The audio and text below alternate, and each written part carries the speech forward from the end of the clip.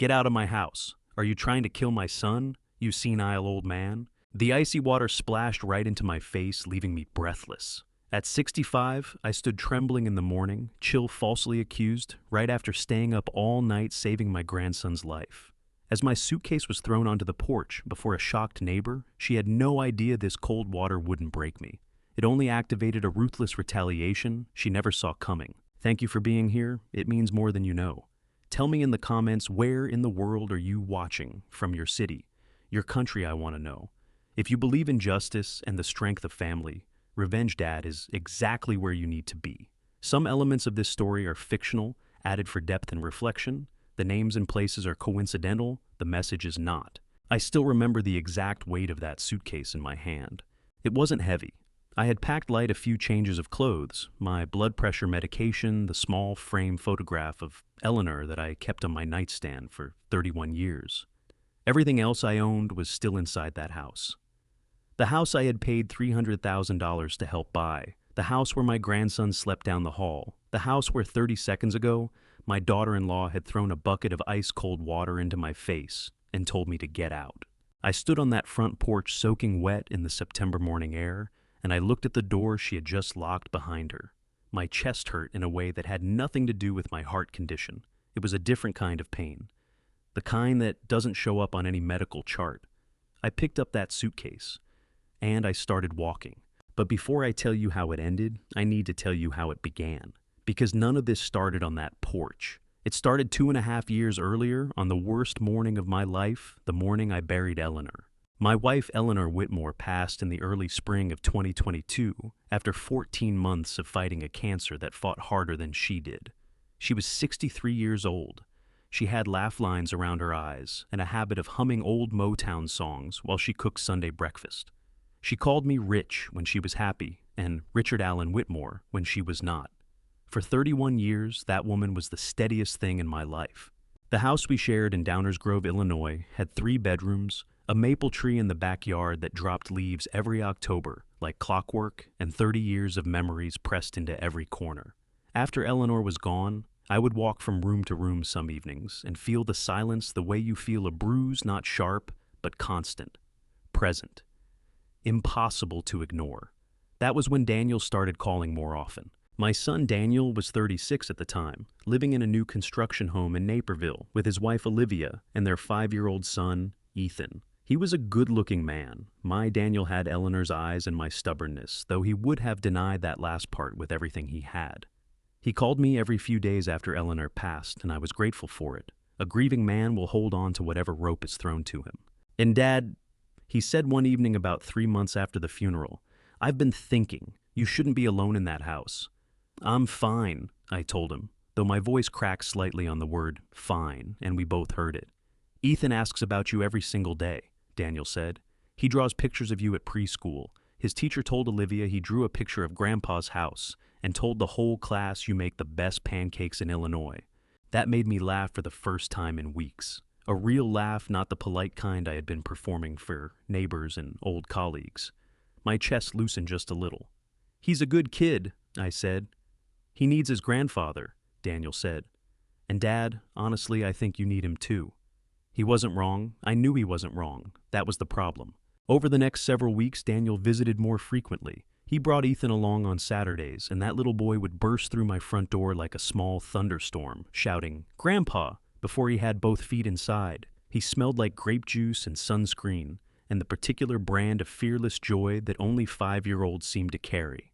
He would climb onto my lap while I sat in Eleanor's old reading chair and demand that I read him stories about dinosaurs and train conductors and brave dogs who saved entire towns. Those Saturday mornings were the first time since Eleanor's funeral that I forgot even briefly to be sad.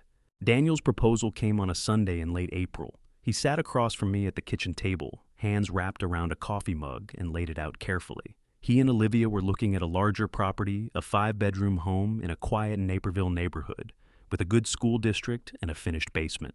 They needed a larger down payment than they had saved. If I contributed $300,000 from the sale of my home, I could live with them permanently. My own room, my own bathroom, Ethan down the hall, family dinners, no more empty house. I'll have my attorney draw up a life estate agreement. Daniel said, pushing a notepad across the table where he had written the term in his careful handwriting. It means the contribution is documented. It means you have a legal right to live there for the rest of your life, Dad. It's not charity, it's family. I looked at that notepad for a long time. I thought about Eleanor humming in the kitchen. I thought about Ethan's drawings and grape juice and Sunday mornings that felt like something worth waking up for. All right, I said. My voice was steady. Let's do it. The agreement was signed and notarized the following month. I kept the original in a safe deposit box at my bank, a habit left over from 30 years of running a small contracting business, where I had learned early that paperwork has a way of mattering most precisely when someone claims it doesn't exist. I sold the house in Downers Grove on a warm June morning. I stood in the driveway for a few minutes after handing over the keys, looking at the maple tree in the backyard. Then I got in my car and drove to Naperville. When I pulled into the driveway of the new house, Ethan came sprinting across the front lawn in his socks, Olivia shouting behind him about the wet grass, and threw his arms around my legs before I had even closed the car door. "Grandpa, you live here now," he announced to the neighborhood at large, his voice carrying the absolute authority of a child who has decided something is true. I reached down and ruffled his hair, and my throat tightened in a way that had nothing to do with sadness. "Yeah, buddy," I said. "I live here now." I believed that on that June morning. I believed it completely. I had no idea what was already waiting for me inside. The room they gave me was at the far end of the hallway, just past the laundry machines. I want to be fair about this. It wasn't a bad room. It had a window that looked out over the backyard, a small closet with 2 shelves, and enough space for a twin bed and a dresser, if you arranged them carefully. Daniel had painted it a soft gray before I moved in, and there was a new ceiling fan that wobbled slightly when you set it to high speed. I noticed that wobble on my first night and made a mental note to tighten the bracket in the morning. That was the thing about me. 65 years old, and I still noticed every loose bracket, every squeaking hinge, every dripping faucet. 30 years of running a small contracting business had wired my brain that way. I couldn't walk through a room without cataloging what needed fixing. The first thing I did when I set my suitcase down was place Eleanor's photograph on the windowsill. Her face caught the afternoon light in a way that made my chest ache and feel warm at the same time. I pressed 2 fingers lightly against the frame, an old habit I couldn't explain, and whispered, "Here we go, Elle." Then I went to find Ethan. Those first few weeks had a sweetness to them that I still hold on to even now. Every morning, without fail, before the sun had fully cleared the tree line, I would hear small feet padding down the hallway. Then my door would fly open with the particular violence only a 5-year-old can produce, and Ethan would launch himself onto my bed like a tiny missile shouting, "Grandpa, you're still here," as though he genuinely feared I might have disappeared overnight. "I ain't still here, buddy," I would say, catching him before he bounced off the mattress. "Good," he would announce, settling himself against my side with complete authority. "Because today we're looking for frogs." We never actually found any frogs. But we looked every single morning, the 2 of us crouched in the wet grass by the garden beds while the neighborhood slowly woke up around us. Ethan narrated everything he saw with the intensity of a nature documentary. Host a roly-poly bug, a daddy longlegs a robin that landed 6 feet away and then left without acknowledging us. He was outraged by that robin. He talked about its rudeness for 3 days. Those mornings were the best part of everything that followed. I want you to know that. Even now, thinking back on all of it, those mornings with Ethan in the wet grass are what I return to first. Olivia Whitmore was 35 years old, and she was, there is no other word for it, beautiful in the particular way that makes people assume generosity. Thick dark hair she wore, pulled back during the week, sharp green eyes, a smile she deployed with the precision of someone who had learned exactly how much warmth was required in any given situation. When she wanted to be charming, she was extraordinarily charming. In those first weeks, she was very charming indeed. "Richard, please sit down. You've done enough today," she would say at dinner, touching my arm lightly as she passed. "You're a guest here. Let us take care of things." I appreciated that. I told her so. I was genuinely trying to fit into the rhythms of their household without taking up too much space. I was aware of how delicate that balance was. A 65-year-old man moving into a young family's home, trailing grief and old habits, and a lifetime of doing things his own particular way. So, when the request started, I told myself it was normal. It was family. This was what living together meant. It began with breakfast. Olivia mentioned one morning almost as an afterthought that she had trouble getting Ethan ready for school while also preparing food. "You're always up early anyway," she said, laughing lightly. "You probably think we sleep half the day." "I don't mind," I said, and I didn't. Not then. Then came the school pickup. Olivia's work schedule shifted. She explained her company had changed her afternoon hours. Would I mind collecting Ethan on Tuesdays and Thursdays? Of course not. Then Tuesdays, Thursdays, and Fridays. Then every day because Daniel was working late and Olivia had meetings. The garden became mine by default. The weekly grocery run, the laundry on Mondays, the vacuuming on Wednesdays, the bathroom grout that needed resealing, the back fence panel that had come loose in a storm. None of it was asked for directly. That was the thing I kept telling myself she never demanded. She mentioned. She sighed. She said things like, "I just don't know how we managed before you got here," which I initially took as gratitude and only later understood was something else entirely. The first time I asked for a day off, my lower back had been throbbing for 3 days from lifting bags of soil for the garden beds. Olivia tilted her head with an expression of patient concern. "Of course, Richard," she said. "Rest, absolutely." She paused just long enough. "It's just that Ethan's pickup is at 3 and Daniel won't be back until 7, and I have a call with the Chicago office that I genuinely cannot reschedule." She gave me a small, apologetic smile. "But please, if your back is really bothering you, I can try to figure something out." I picked Ethan up at 3. That evening I mentioned it to Daniel after dinner, while Olivia was upstairs giving Ethan a bath. I kept my voice low and my tone reasonable. I said I just wanted to talk through expectations, what was being asked of me, what I could realistically manage. Daniel set down his coffee mug and rubbed the back of his neck in a gesture I recognized from when he was a teenager, avoiding a difficult conversation. "And Dad," he said carefully, "she's under a lot of pressure right now. The new job, the house payments, Ethan's school stuff. It's a lot to juggle." He met my eyes briefly, then looked away. "Just give her some time to settle in. Things will balance out." I nodded. I told him I understood. I walked back to my room at the end of the hallway, past the laundry machines that were running their evening cycle, and I sat on the edge of my twin bed and looked at Eleanor's photograph in the window light. "She said I'm a guest," I told Eleanor quietly. My voice came out rougher than I intended, and I pressed my lips together hard to keep anything else from following it. "But guests don't fix the fence and do the grocery run and pick up the grandkids every day, do they?" Eleanor's photograph did not answer, but her expression, that particular look of hers, half patient and half knowing, said more than enough. That night, I lay awake listening to the laundry machines run through their cycles on the other side of the wall, and I told myself things would get better. I had survived harder things than a difficult daughter-in-law. I had buried my wife. I had closed a business. I had learned at 65 that most storms pass if you're stubborn enough to stand still. What I didn't understand yet, what I wouldn't understand for several more months, was that this particular storm wasn't passing through. It was moving in. There is a particular kind of exhaustion that has nothing to do with physical labor.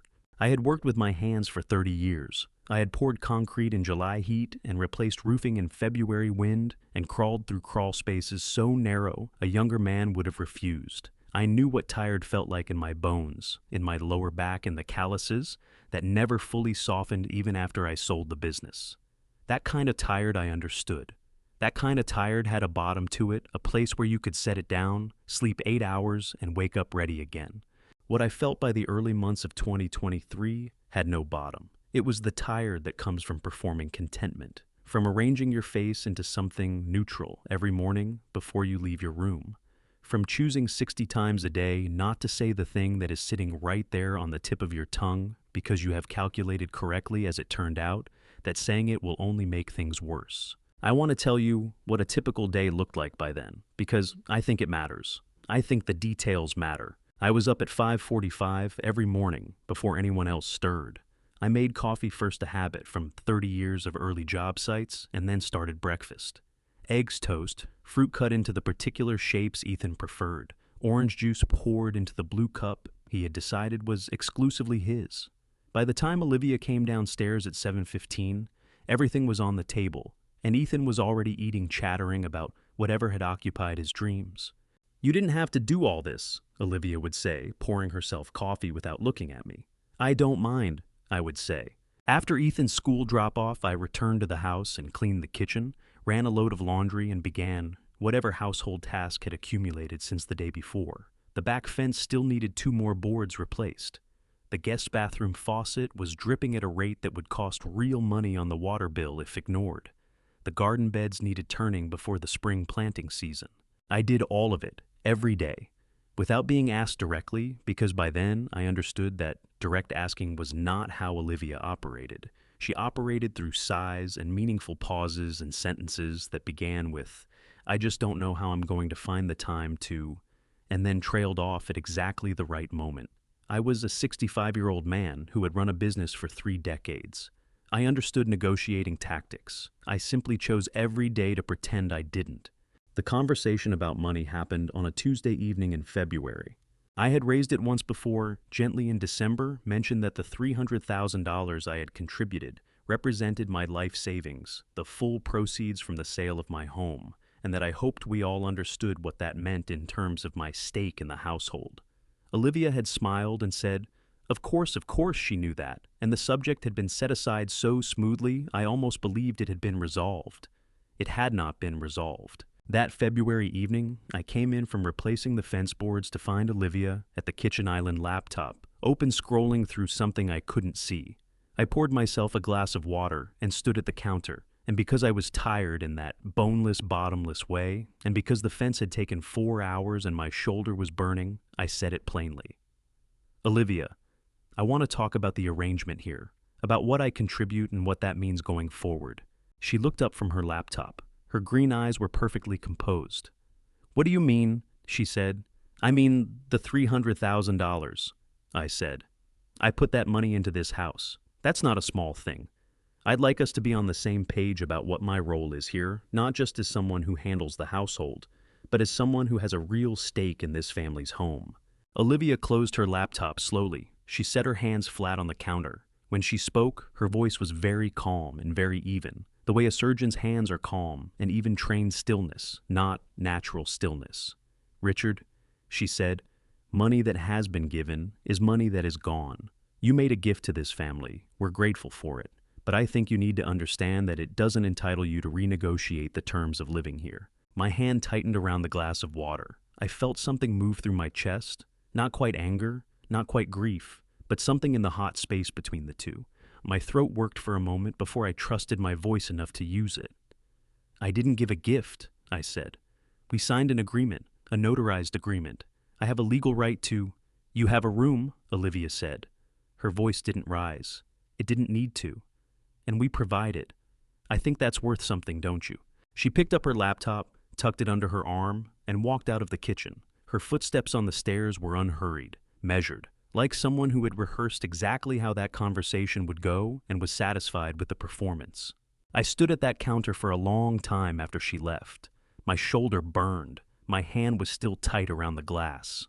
I set it down carefully because I did not trust what I might do with it otherwise, and I pressed both palms flat against the cold granite and breathed.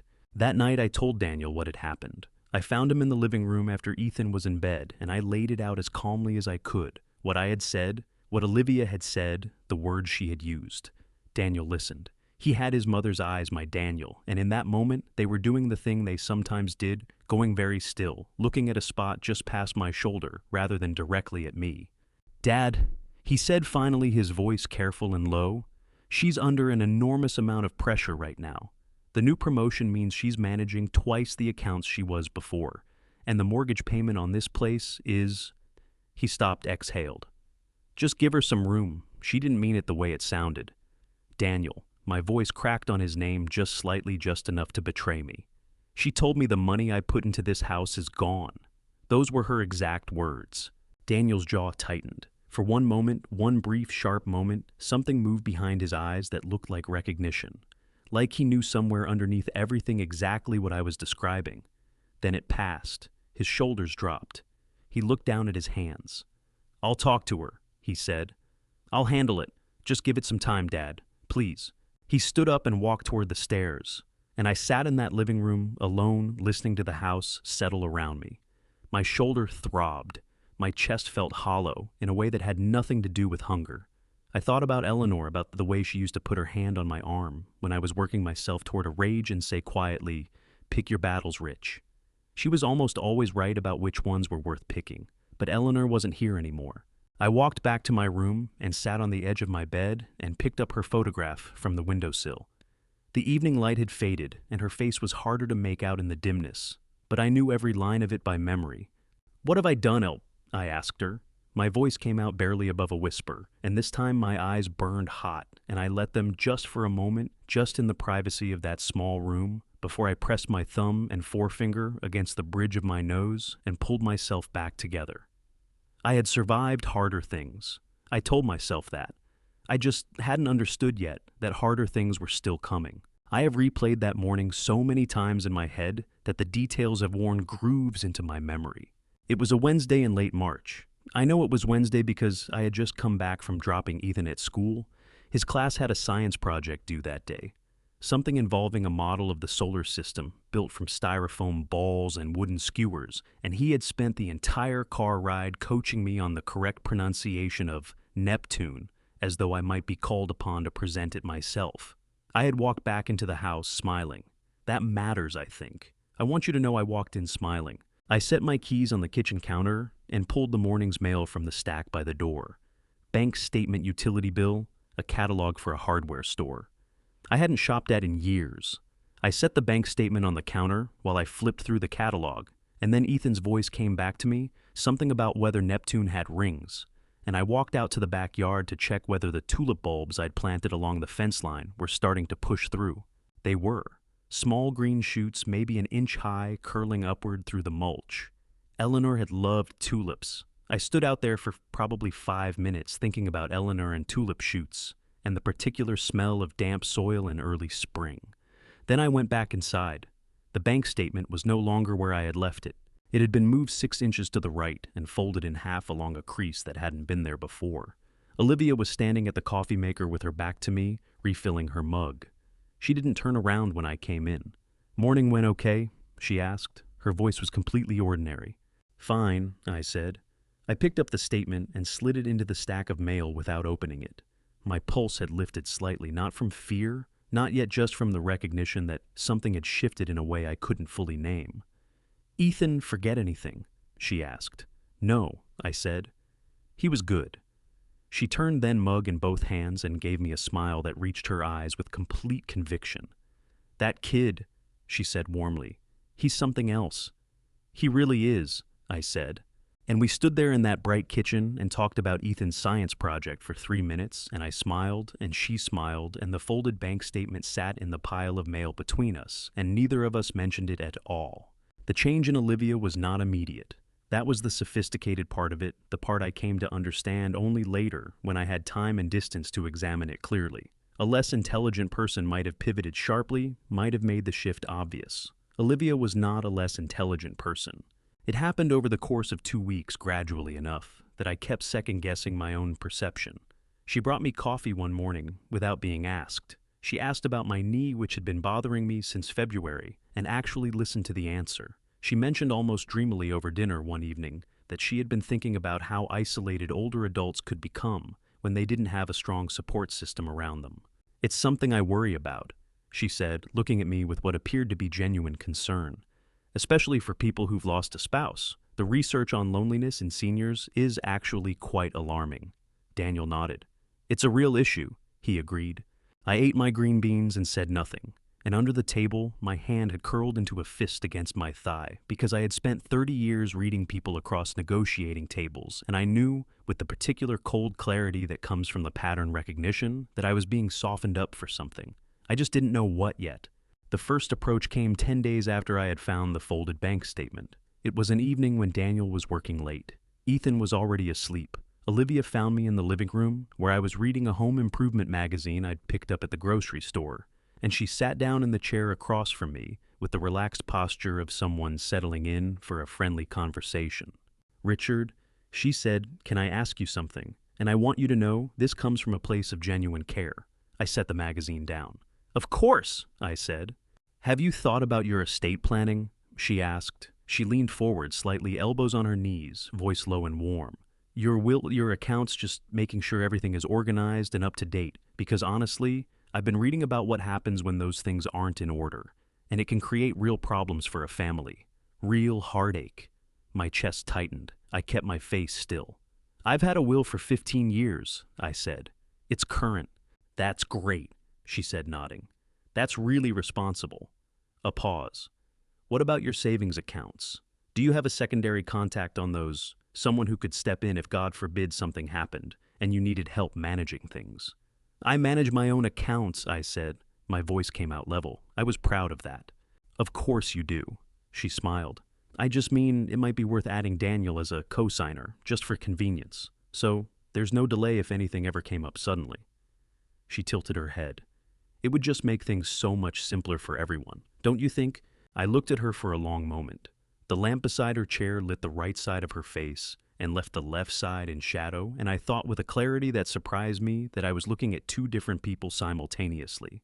The warm, concerned daughter-in-law in the light, and something else in the shadow that was calculating the exact distance between where I was sitting and where she needed me to be. I appreciate the thought, I said carefully, but I'm comfortable with my current arrangement. Her smile didn't flicker, not even slightly. Absolutely, she said. Just think about it. No rush. She stood up, smoothed her pants, picked up her phone from the side table. Good night, Richard. Sleep well. Her footsteps were unhurried on the stairs, measured, the same way they had been after the money conversation in February.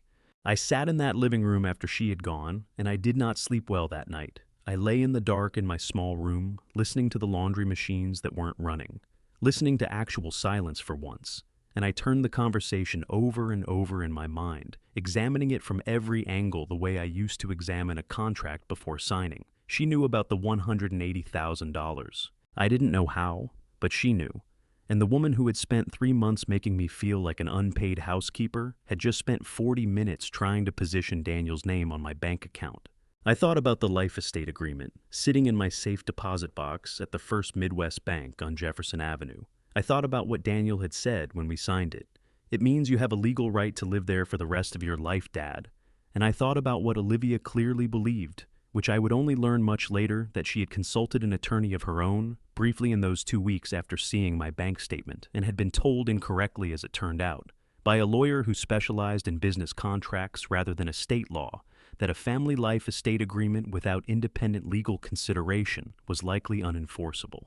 That it was, in her attorney's dismissive phrase, probably just a piece of paper. She thought she was operating without a safety net beneath her. She was wrong about that. But I didn't know yet that she was wrong, and she didn't know yet that I knew she was planning something. We were both in our own ways still figuring out what the other one was capable of.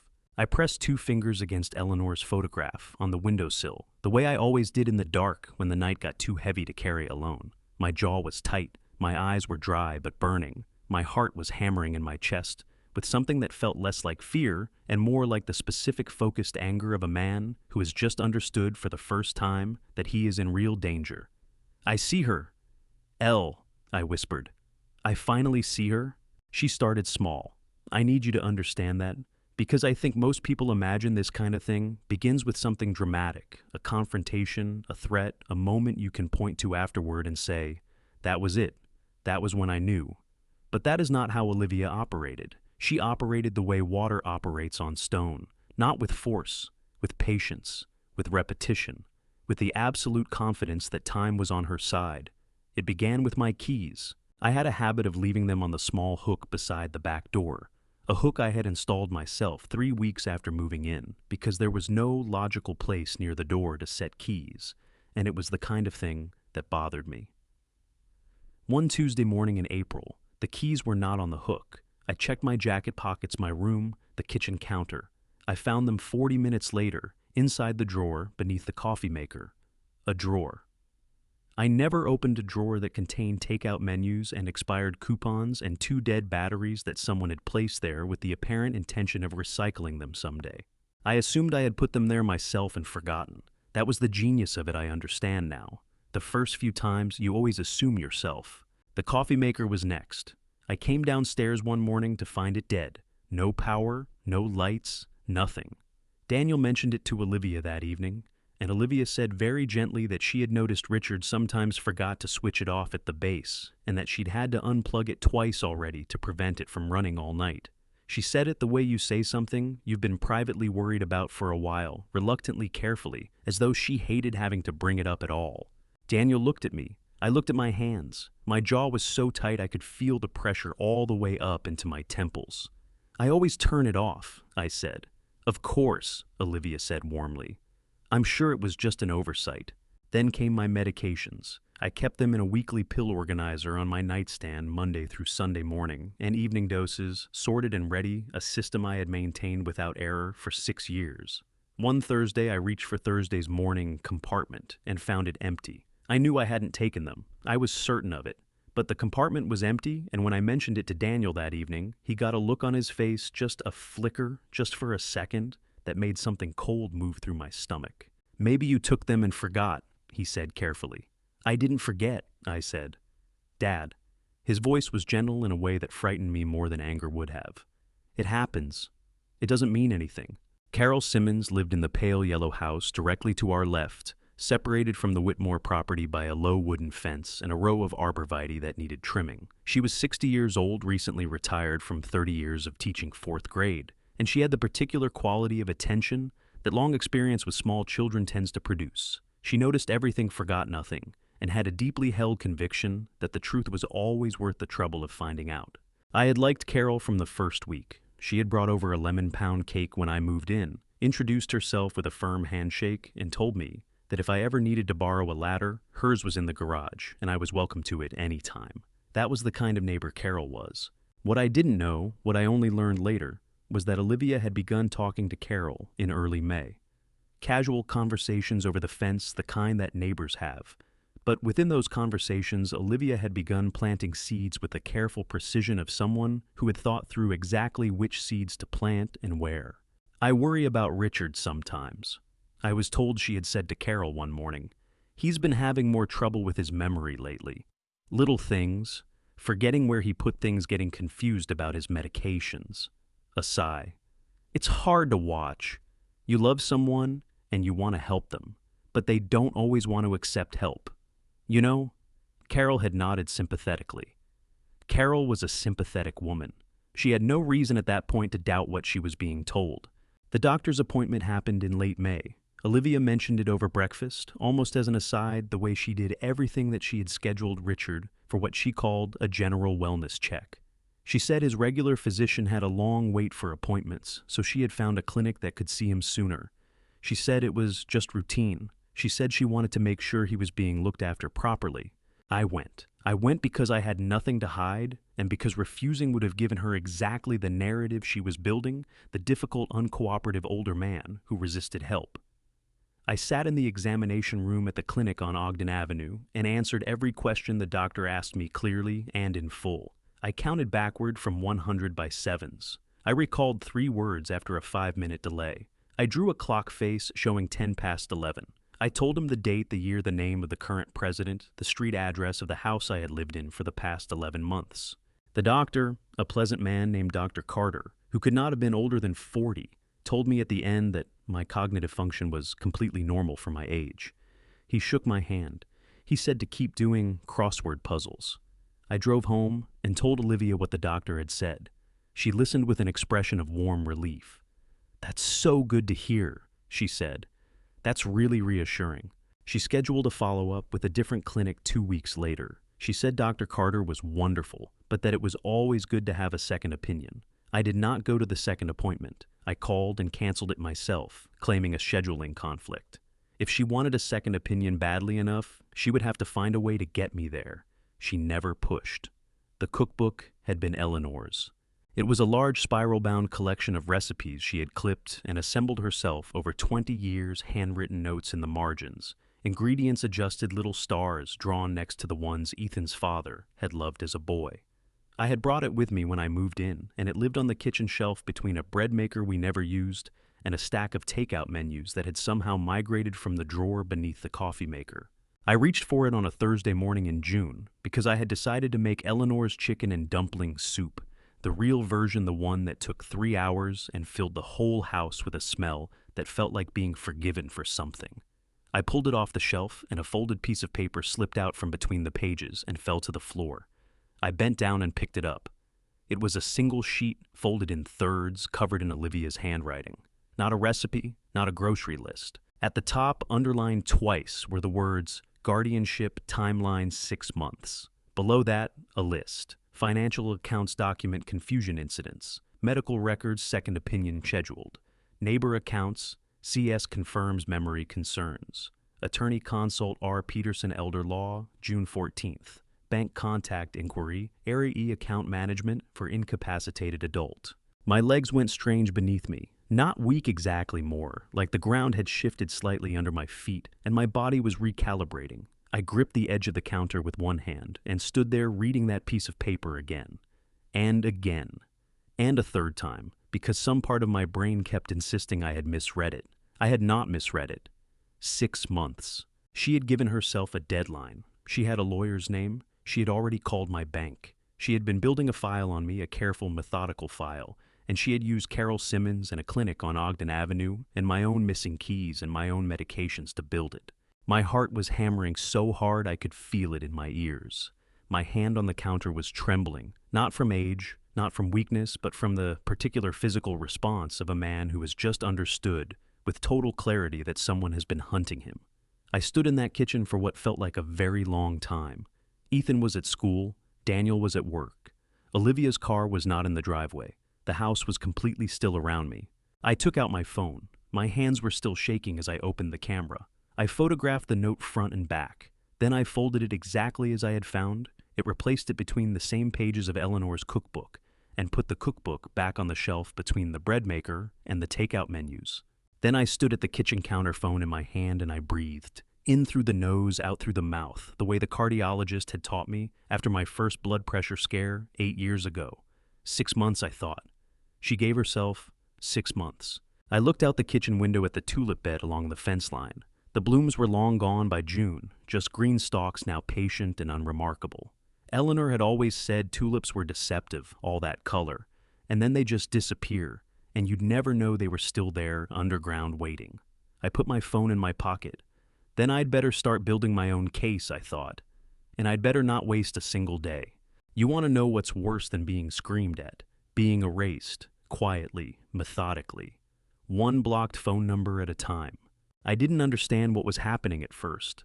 That summer, my old friend Jim Kowalski stopped returning my calls. Jim and I had worked job sites together for 15 years before he retired to Rockford, and we had talked on the phone every 2 or 3 weeks without fail since Eleanor's funeral. Then 1 week he didn't call back, then 2 weeks, then a month. I told myself he was busy. His daughter had just had a baby. Maybe things were hectic.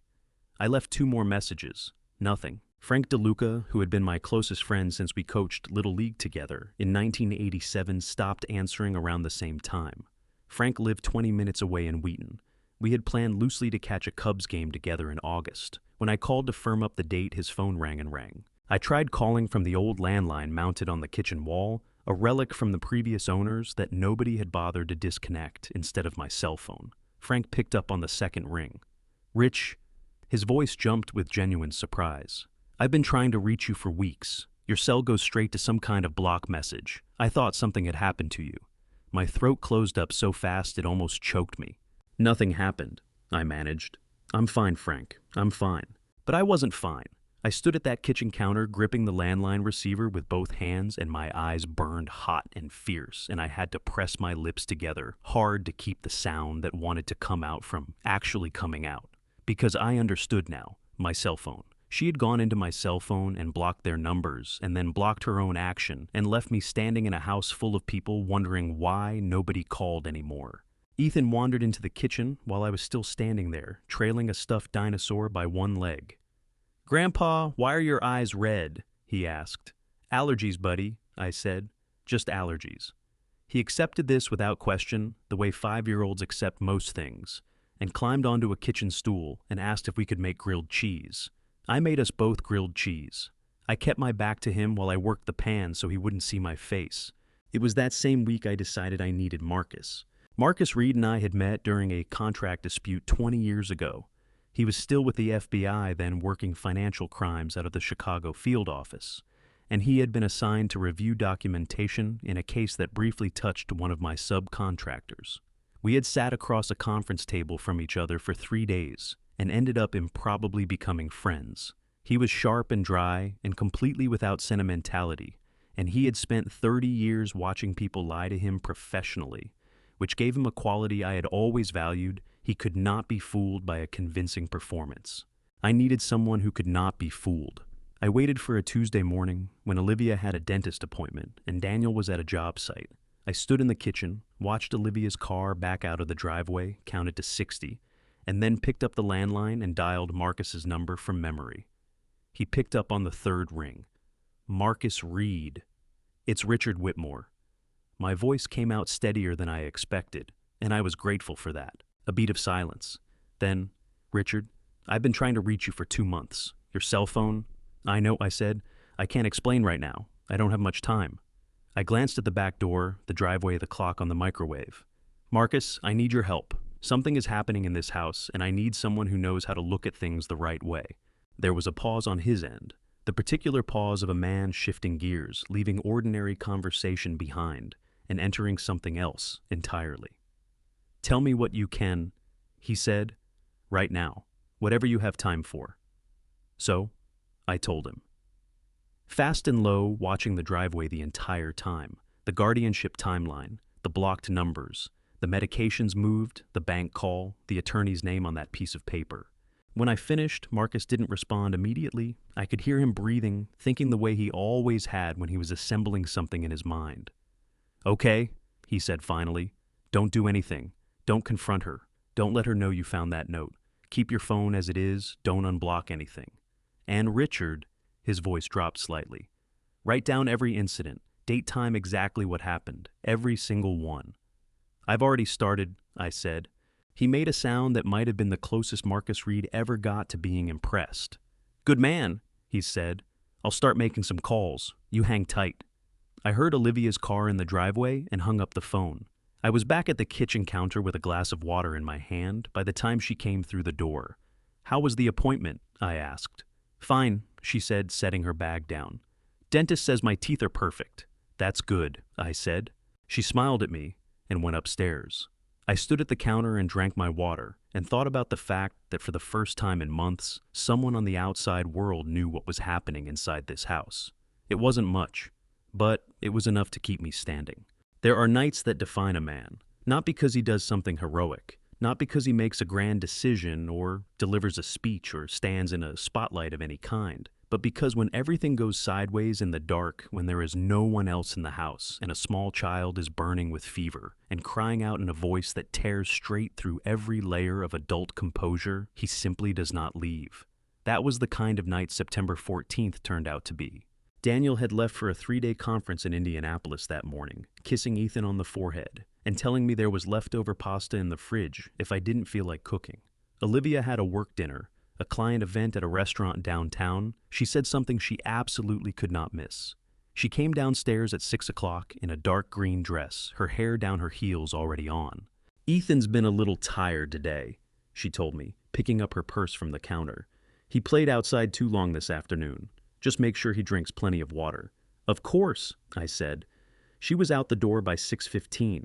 I heard her car back out of the driveway, and then the house was just me and Ethan, and the sound of some cartoon playing in the living room. What Olivia had not told me, what I would not discover until much later, when the truth came out in ways she had not anticipated, was that Ethan had been running low-grade fevers for 4 days, that his pediatrician had diagnosed an ear infection the previous week, and prescribed a course of antibiotics, and that the antibiotic bottle in the bathroom cabinet, which should have been nearly full after only 5 days of treatment, had been quietly emptied of a significant portion of its contents sometime in the past 48 hours. She knew her son was sick. She left anyway. Ethan seemed fine at dinner. He ate most of his pasta, asked for a second glass of apple juice, and beat me soundly at 2 rounds of Go Fish before declaring himself the undisputed card champion of Illinois. I put him to bed at 8:30, read him 2 chapters of a book about a dog who became a lighthouse keeper, and sat beside him until his breathing went slow and even. I was back in my room by 9, reading when I heard it. A sound from down the hall, small and wrong, not the normal sounds a sleeping child makes, but something thinner, more frightened. I was out of bed and in the hallway before I had consciously decided to move. Ethan was sitting up in bed when I pushed open his door, and the sight of him hit me like a fist to the chest. His face was flushed so dark it was nearly crimson. His small hands were gripping the edge of his blanket, and he was shaking, not the mild trembling of a child who is cold, but a deep full-body shaking that made the headboard of his bed rattle slightly against the wall. His eyes found mine, and he reached for me, and the sound he made when he did that high, terrified grandpa cracked something open inside me that has never fully closed since. "I've got you," I said, and I crossed the room in 4 steps and had him in my arms before he could say anything else. His skin was burning, not warm and feverish burning. Burning, burning. The kind that frightens adults who have learned to recognize the difference. "My ear hurts," he whimpered against my shoulder. "It really, really hurts, Grandpa." "I know, buddy," I said. "I've got you. I've got you." I carried him to the bathroom and found the thermometer in the cabinet. 99.8. I took it to 102.4. The thermometer had not malfunctioned. Ethan vomited into the bathroom sink and afterwards slumped against me, his whole body gone limp and exhausted. I called Olivia. No answer. I called again. No answer. I went to the kitchen drawer, where Daniel kept Ethan's medical file, a green folder with his doctor's information, his medication list, his allergy records, everything organized in the way that a parent who pays attention organizes these things. I found Dr. Patricia Howe's after-hours number on the first page and dialed it with fingers that were absolutely deliberately steady because I had decided somewhere in the space between Ethan's bedroom and the kitchen that I was not going to waste a single second being frightened when being useful was an option. Dr. Howe answered on the second ring. "This is Richard Whitmore. I'm Ethan Whitmore's grandfather. He's 5 years old, he has a diagnosed ear infection, and his temperature is 102.4. He's been vomiting, and he's shaking. His parents are both unreachable." "Okay, Richard." Her voice was calm and clear. "Is he conscious and responsive?" "Yes, he's with me right now." "Good. I want you to give him children's acetaminophen. The dosage for his weight is on the label of whatever you have in the house. Do you have that looking right now?" I had Ethan on my hip with one arm and was opening the medicine cabinet with the other hand. I found the children's acetaminophen, read the label, confirmed the dosage against Ethan's weight, listed in the green folder. "Got it," I said. 47 pounds. That's the third column. That's right," Dr. House said. "Give him the dose, get a cool damp cloth on his forehead, and call me back in 30 minutes. If his temperature goes above 103, or if he has any difficulty breathing, you call 911 immediately. Do you understand?" "Understood," I said. I gave Ethan the correct dose, measuring it twice the way my father had taught me to measure everything twice, and settled him on the couch with a cool cloth on his forehead and a bowl nearby, just in case. I sat beside him with one hand on his back, feeling his breathing, watching the clock. 25 minutes later, his temperature was 103.1. I called 911. The paramedics arrived in 8 minutes. I had Ethan's green medical folder open on the counter, his insurance card on top, his medication list visible and ready. I told them everything Dr. Howe had told me, everything I had given him the exact time and dose. One of the paramedics, a young woman with red hair pulled back under her cap, looked at the folder and then at me and said, "You did everything right, sir." Those 4 words hit me somewhere behind the sternum with a warmth I hadn't expected. I rode in the ambulance with Ethan because there was no one else to go. He had stopped shaking by then, but he was limp and pale against the stretcher, and he had my index finger wrapped in both his small hands with a grip that was surprisingly strong for a sick child. He didn't speak much during the ride, he just held on. "Still here, buddy," I told him every few minutes in case he needed to hear it. "Okay," he would say, eyes closed. "Okay, Grandpa." At Edward Elmhurst Hospital, they took him back quickly. The attending physician confirmed a severe ear infection with associated high fever and mild dehydration. The ear infection, he said, that appeared to have been undertreated as though the antibiotic course had been interrupted before completion. He said it with the careful neutrality of a doctor stating a clinical observation. I filed that sentence away in the back of my mind, next to the guardianship timeline and the blocked phone numbers and the folded piece of paper in Eleanor's cookbook. I sat in a chair beside Ethan's hospital bed for the rest of the night. The nurses offered me a cot. I declined. I wanted to be where he could see me if he opened his eyes and where I could see his chest rising and falling in the blue-white hospital light. Around 2 in the morning, he opened his eyes and looked at me. "Don't go, Grandpa," he said. His voice was rough from sleep and illness, barely above a whisper. I leaned forward and put my hand over both of his. "I'm not going anywhere, buddy," I said. "I promise." He closed his eyes again. His breathing steadied. The monitors beeped their steady, reassuring rhythm. I sat there in that chair, and I watched my grandson sleep and outside the hospital windows. The Illinois night was very dark and very quiet, and somewhere across the city, Olivia was at a restaurant in a dark green dress, and my son was in a hotel in Indianapolis, and I was the only Whitmore in that building who knew where Ethan was. I thought about that for a long time. I sat there thinking the worst of it was over, I told myself, as the first gray light of morning began to show at the window. I thought when Olivia walked through those doors, she would finally understand what I had done for her son. I was about to learn how wrong I was. She walked through those hospital doors at 7:14 in the morning. I know the exact time because I had been watching the clock above Ethan's bed for the past hour, tracking the minutes between his temperature checks, and I looked up from that clock when I heard her heels on the linoleum hallway floor. She was still in the dark green dress from the night before. Her hair was down. She looked from a distance like a woman who had rushed straight from wherever she had been the moment she heard the news. Except I had called her 11 times between 9 o'clock and midnight, and she had not answered once. She came through the door, and her eyes went immediately not to Ethan sleeping in the bed, not to the monitors, not to her son's face, but to the medicine bottle I had set on the bedside table. When the nurses asked me to document what I had administered, her eyes locked onto that bottle for exactly 2 seconds. Then she looked at me. "What did you give him?" she asked. My chest tightened with something so hot and immediate I had to work to keep it off my face. Ethan was sleeping 18 inches away. I kept my voice very low and very even. "Children's acetaminophen," I said. The correct dose for his weight, confirmed with Dr. Howe, documented in the intake form. "That bottle," she said, pointing. "Where did that come from?" "The medicine cabinet at home," I said.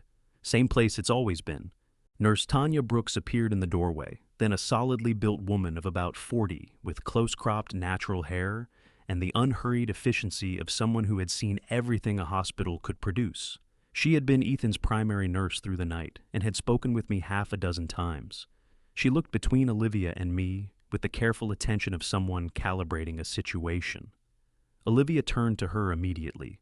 "I need to know exactly what my father-in-law gave my son," she said, her voice shifting into something that trembled at the edges. Not with grief, I noticed, but with the particular frequency of a performance finding its register.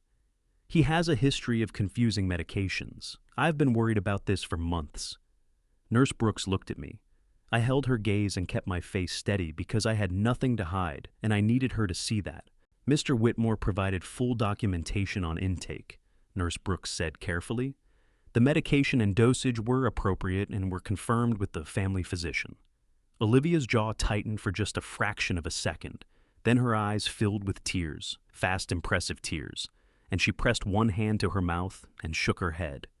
"He doesn't always remember what he's done," she told Nurse Brooks, her voice breaking on cue. "That's what frightens me. He doesn't always know." I felt something cold move through my entire body. Not surprise, not even anger exactly. Something colder than both of those. The recognition of watching a plan execute in real time right in front of me in a hospital room, where my grandson was sleeping off a fever that she had allowed to develop. I said Olivia, just her name, quietly. She didn't look at me. We drove home separately. She took Ethan in her car. He was discharged at 10, still pale, but fever-free and demanding chocolate milk, with the determination of a child who knows he has leverage. I followed in my own car and arrived at the house 3 minutes after they did. I should have seen it coming. Looking back, every detail was there. The way she had herded Ethan upstairs so quickly. The car I didn't recognize parked 2 houses down. The fact that Carol Simmons was in her front yard watering her window boxes at 10:30 on a Wednesday morning. I came through the front door, and Olivia was standing in the center of the living room. She was holding a bucket. "You could have killed him." Her voice had dropped all performance now. It was flat and hard, and certain the voice she used when she had decided something was already finished. "You gave my son medication without my permission. You had no right." "I saved his life," I said. My voice came out steadier than I felt. My heart was slamming against my ribs so hard I was genuinely concerned about my blood pressure. "I called you 11 times, Olivia. 11 times. You didn't answer." "You had no right," she said again. And then she threw the water. It was ice cold. It hit me full in the face and chest, and I staggered back one step, not from the force of it, but from the sheer shock of it, the temperature of it, the fact that it was actually happening. I heard Carol make a sound from somewhere outside the open front door. I heard the person helping Olivia, someone I'd never seen before, step back against the wall. The water ran down my face and dripped from my chin onto the hardwood floor. My shirt was soaked through. I was 65 years old, and I was standing in a house I had paid $300,000 to help purchase, and I was soaking wet, and my daughter-in-law was pointing at the front door. "Get out!" she said. "Get out of my house!" A suitcase appeared from behind the couch. She had packed it. She had packed it before she ever came to the hospital. She threw it toward the door. It hit the floor and slid to a stop at my feet. I looked at the suitcase. I looked at the door. I looked at Carol Simmons standing frozen on the other side of the threshold, with her watering can still in her hand and her eyes wide and horrified and completely helplessly awake to every detail of what she was witnessing. I bent down and picked up the suitcase. I walked out the door. Only days later, sitting with Marcus replaying every second of that morning, did I understand what Carol's presence had meant, what the unlocked front door had meant, what the pre-packed suitcase had meant. She hadn't lost control. She had never lost control. She had needed an audience. She had arranged one. And I had walked right through it. Marcus Reed lived on the 14th floor of a building on South Michigan Avenue, 12 blocks from Millennium Park, in an apartment that looked exactly like what it was the home of a man who had spent 30 years paying attention to things other people missed. There were no decorative pillows, no artwork chosen for color coordination. What there was, 2 floor-to-ceiling bookshelves organized by subject, a desk in the corner with a lamp positioned for maximum utility, and a framed photograph on the wall beside the kitchen doorway that showed a younger Marcus in a dark suit, shaking hands with someone whose face had been deliberately turned away from the camera. I had always found that photograph funny. Marcus had always refused to explain it. He opened the door before I finished knocking. He took one look at me, wet coat still damp at the collar, eyes that I knew were red, because I had seen them in the rearview mirror on the drive down, the suitcase in my hand that said everything a suitcase can say about a man's situation, and he stepped back from the doorway without a word. "Come in," he said. "Sit down. I'll make coffee." I sat at his kitchen table, and I put my hands flat on the surface to keep them from shaking, and I waited while Marcus moved around his kitchen with the unhurried efficiency of a man who understood that some conversations needed to be held at exactly the right temperature, not rushed into, not delayed, past the point of usefulness, but approached the way you approach a fire. "You're not yet certain is controlled." He set a mug in front of me. Black, no sugar, because he had known me for 20 years and knew I didn't take either. "Start from the beginning," he said, sitting down across from me. "Not from this morning, from the beginning." So I did. I talked for 40 minutes without stopping. I told him about Eleanor dying, about Daniel's proposal, and the $300,000 and the notarized life estate agreement sitting in my safe deposit box at First Midwest Bank. I told him about the room next to the laundry machines and Olivia's escalating demands and the morning she told me money given was money gone. I told him about the bank statement left on the counter and the 2 weeks of sudden warmth and the conversation about adding Daniel as a co-signer to my accounts. I told him about the keys and the coffee maker and the move medications and the doctor on Ogden Avenue who had found nothing wrong with me. I told him about the cookbook, about the guardianship timeline, about the attorney named R. Peterson and the bank inquiry about incapacitated adults. I told him about Jim and Frank not returning my calls until I tried the landline. I told him about September 14th, about Ethan's fever and the 11 unanswered calls and the ambulance and the night in the hospital chair, about the bottle of medicine on the bedside table and the way Olivia's eyes had gone straight to it before she even looked at her own son. I told him about the bucket of water and the pre-packed suitcase and Carol Simmons standing on the other side of the fence with a watering can in her hand. When I finished, Marcus was quiet for a moment, not the quiet of someone who doesn't know what to say, the quiet of someone who is organizing what they have just heard into the correct order of importance. He picked up his coffee mug, set it down again without drinking from it. "How long ago did she see that bank statement?" he asked. "Late March," I said. 6 months ago. "And the guardianship timeline note said 6 months. "Yes." Marcus nodded slowly. which means she's operating on a deadline, which means she's close to whatever her next move is. He leaned forward, elbows on the table. Richard, I need to ask you something, and I need you to think carefully before you answer. Is there any possibility, any at all, that Daniel knows what she's been doing? The question hit me somewhere I hadn't expected. My throat tightened, and I looked down at my coffee mug, and I thought about Daniel's face in that living room, the night I had tried to talk to him about Olivia's demands, the flicker behind his eyes that came and went too fast, the way he had looked past my shoulder rather than at me. I don't think he knows the full extent of it, I said carefully, but I think he knows something isn't right, and I think he's chosen not to look. Marcus held my gaze for a long moment. There was no judgment in his expression.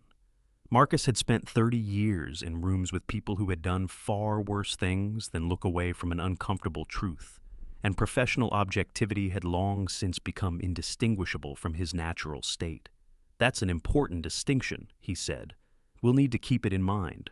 He stood up and went to his desk and came back with a legal pad and a pen. He sat down and uncapped the pen and looked at me with an expression I recognized from the 3 days we had spent across a conference table from each other 20 years ago. The expression of a man who has shifted from conversation into something more serious and more purposeful. Tell me about the video cameras in the house, he said. Where are they? Who has access to the footage? And when was the last time you saw Olivia near the system? I felt something move through me. Not quite relief, not quite hope, but something in the neighborhood of both. The particular sensation of a man who has been carrying something alone for a very long time and has just been joined by someone who knows how to help carry it. There's one in the kitchen, I said, above the refrigerator angled toward the back door, and one in the front entryway. The system is connected to Daniel's phone and to a tablet mounted in the laundry room. The laundry room, Marcus said, writing. Right next to your bedroom. Yes. Has Olivia ever gone into the laundry room when you weren't there? I thought about the nights I had lain awake listening to the machines run, the mornings I had come out to find the tablet screen lit up when it should have been dark. Yes, I said. Regularly. Marcus wrote something on the legal pad, underlined it twice, and looked up at me. His eyes were sharp and steady, and completely without pity, which was, I realized, exactly what I needed. Not pity. Clarity. I know a data recovery specialist, he said. Former colleague. If she deleted anything from that system, he can find it. He paused. Richard, I want to be honest with you about something. What you've described to me tonight checks every single box for elder financial abuse under Illinois law. The isolation, the manufactured incompetence narrative, the financial pressure, the access attempts. He held my gaze. This wasn't opportunistic. She planned this, and she's been executing the plan for at least 6 months. My hands, which had been flat and still on the table since I sat down, curled slowly into fists. I know, I said. Good. Marcus capped his pen. Then let's build a case that she can't talk her way out of. For the first time since Eleanor died, I felt something settle in my chest. Not peace, it was nowhere near peace, but something solid, something load-bearing. I picked up my coffee mug and drank. Before I tell you what was on that tape, comment the number 10 right now, so I know you're still here. Because in 30 seconds, everything you thought happened that night is going to look completely different. What David Purcell found on that recovered footage is something I still have trouble saying out loud. This story contains some fictional elements. If you'd prefer to step away, we completely understand. They say the camera never lies. What they don't tell you is that the wrong person with enough access and enough nerve can make 3 hours of truth simply disappear. Erase it, overwrite it, leave nothing behind but a gap in the timeline that looks to anyone who doesn't know what they're looking for. Like a routine recording error. Almost nothing. Marcus's contact was a man named David Purcell, former Digital Forensics Unit FBI Chicago, retired 4 years ago, and now running a private practice out of a suite on West Jackson Boulevard. He was methodical and humorless, and spoke about deleted data the way a surgeon speaks about tissue with the clinical precision of someone who had long since stopped being surprised by what people tried to hide and what evidence refused to stay buried. He needed the DVR unit from the kitchen camera system. Marcus had Susan Palmer, the elder law attorney he had already contacted on my behalf, file an emergency motion requesting preservation and retrieval of the footage as potential evidence in the pending civil action. The motion was granted. A sheriff's deputy accompanied us to the house on a Tuesday morning in early October, while Olivia was at work and David Purcell removed the DVR unit with the careful documented procedure of a man who understood that chain of custody was not a suggestion. I did not go inside the house. I stood on the driveway and watched through the open front door, and I noticed that the tulip bed along the fence line had been dug up. The bulbs were gone. Every one of them. Olivia had deleted the footage from that tablet. What she didn't know, what most people don't know, is that deleted data isn't truly gone. It leaves a shadow on the drive, and David Purcell had spent 30 years finding exactly those kinds of shadows. I stood there looking at that bare soil for a moment. Then I got back in Marcus's car. David Purcell's office smelled like cold coffee and server equipment. He worked for 2 days. Marcus and I waited. I want to tell you what those 2 days felt like because I think it matters. I slept badly. I ate whatever Marcus put in front of me without tasting it. I called Dr. Howe's office to check on Ethan's follow-up appointment and was told by the receptionist that Olivia had rescheduled it. I wrote that down in my notebook, date time, exact words the receptionist used the way Marcus had told me to document everything. On the second afternoon, David Purcell called. We drove to his office on West Jackson Boulevard and sat across from him at a desk covered in external hard drives and printed chain of custody forms. He turned his monitor to face us. 3 hours and 17 minutes were deleted from the kitchen camera. He said in the same tone a mechanic uses to describe a cracked engine block. The deletion was performed manually from the tablet in the laundry room at approximately 6:03 in the morning on September 15th. He paused. I recovered all of it. He pressed play. The first segment was time-stamped 5:47 p.m. on September 14th, the evening Olivia left for her dinner. The kitchen was empty. Then Olivia walked into frame. She was already dressed the dark green dress, the heels. She moved to the bathroom cabinet mounted on the kitchen wall, opened it, and removed a small orange prescription bottle. She held it for a moment, tilted it, and then tilted it over the sink. She stood there for approximately 40 seconds. Then she replaced the cap, put the bottle back in the cabinet, and walked out of frame. 40 seconds. That was all it took. 40 seconds to ensure her son would not receive enough medication to recover before she needed him to be sick. My hands resting on my knees began to tremble. Not from age, not from weakness. From the specific shattering experience of watching something you suspected be confirmed in 40 seconds of silent kitchen footage. Marcus put his hand on my arm. I looked at the floor and breathed. There's more, David Purcell said. The second segment was time-stamped 6:01 a.m. on September 15th, the morning Olivia returned from wherever she had been. She came in through the back door moving quickly and quietly. She went directly to the medicine cabinet. She removed the children's acetaminophen bottle, the one I had used the night before, the correct one, the one Dr. Howe had confirmed, and replaced it with an identical bottle from her coat pocket. She was in and out of the kitchen in under 90 seconds. Then she drove to the hospital. Then she pointed at the bottle and asked me what I had given her son. The room was very quiet when David Purcell stopped the playback. I could hear the ventilation system running. I could hear my own breathing, which was coming harder than I wanted it to.